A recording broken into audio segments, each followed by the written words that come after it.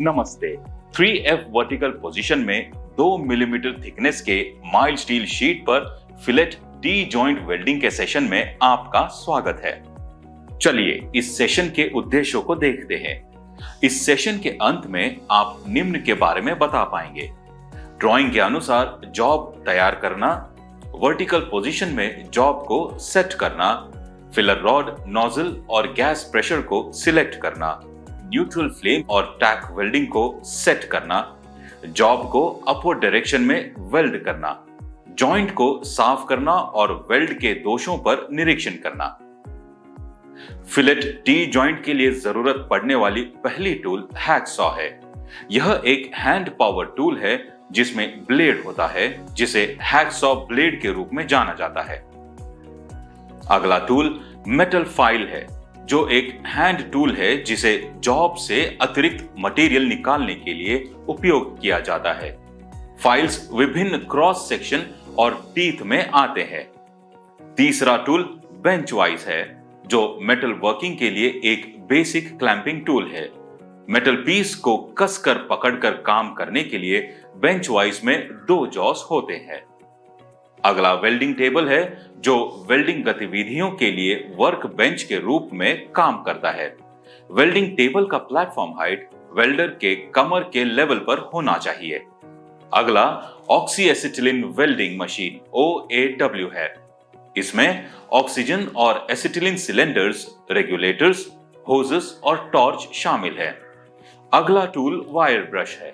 यह एक basic cleaning tool है जिसे वेल्डिंग प्रोसेस के पहले जंग को निकालने के लिए और वेल्डिंग प्रोसेस के बाद स्लैग को निकालने के लिए उपयोग किया जाता है। ट्राई स्क्वायर एक हैंड टूल है जिसे मेटल पीसेस के 2 साइड्स के बीच राइट एंगल्स चेक करने के लिए उपयोग किया जाता है। स्पार्क लाइटर एक उपकरण है जिसका उपयोग गैस वेल्डिंग प्रैक्टिसेस के ब्लो पाइप में फ्लेम उत्पन्न करने के लिए किया जाता है। यहां oxy acetylene welding OAW process का उपयोग करके 3F वर्टिकल पोजीशन में 2 मिलीमीटर थिकनेस की माइल्ड स्टील शीट पर फिलेट टी जॉइंट की प्रोसीजर है।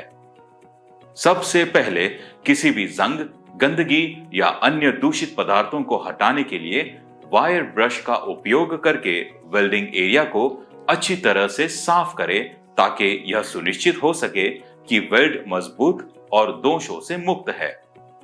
2 मेटल शीट्स को टी जॉइंट कॉन्फ़िगरेशन में एक साथ रखें और यह सुनिश्चित करें कि वे 90 डिग्री पर सही ढंग से अलाइन किए गए हैं। फिर वेल्डिंग प्रोसेस के दौरान उन्हें हिलने से रोकने के लिए शीट्स को 3F पोजीशन में क्लैंप करें। वेल्डिंग टॉर्च, ऑक्सीजन और एसिटिलीन सिलेंडर्स और रेगुलेटर्स सहित ऑक्सी एसिटिलीन वेल्डिंग OAW उपकरण सेट करें। अब नंबर 5 नोजल को फिक्स करें।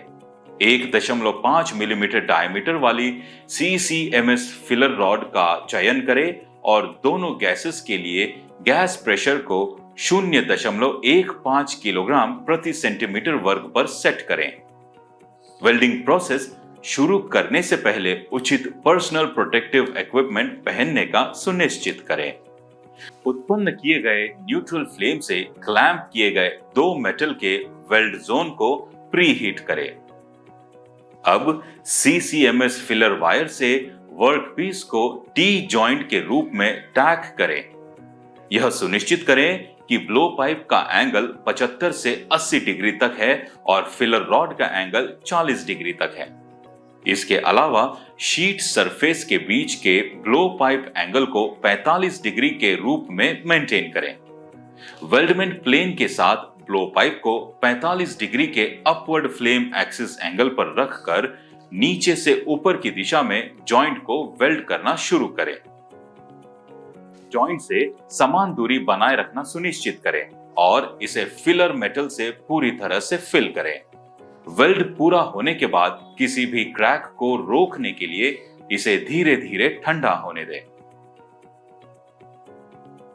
बाद में वेल्डिंग प्रोसेस के दौरान जमा हुए किसी स्लैग या स्पैटर को वायर ब्रश का उपयोग करके साफ करें। किसी भी दरार या दोषों के लिए विजुअल इंस्पेक्शन करके वेल्ड की क्वालिटी की जांच करें। चलिए चर्चा किए गए मुख्य पॉइंट्स को पुनर्कथन करें। दो मेटल शीट्स को टी जॉइंट कॉन्फ़िगरेशन में एक साथ रखें और फिक्सर्स में शीट्स को 3F पोजीशन में क्लैंप करें।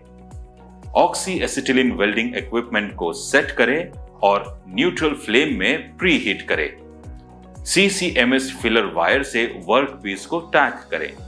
45 डिग्री के अपवर्ड फ्लेम एक्सिस एंगल पर रखकर नीचे से ऊपर की दिशा में जॉइंट को वेल्ड करना शुरू करें।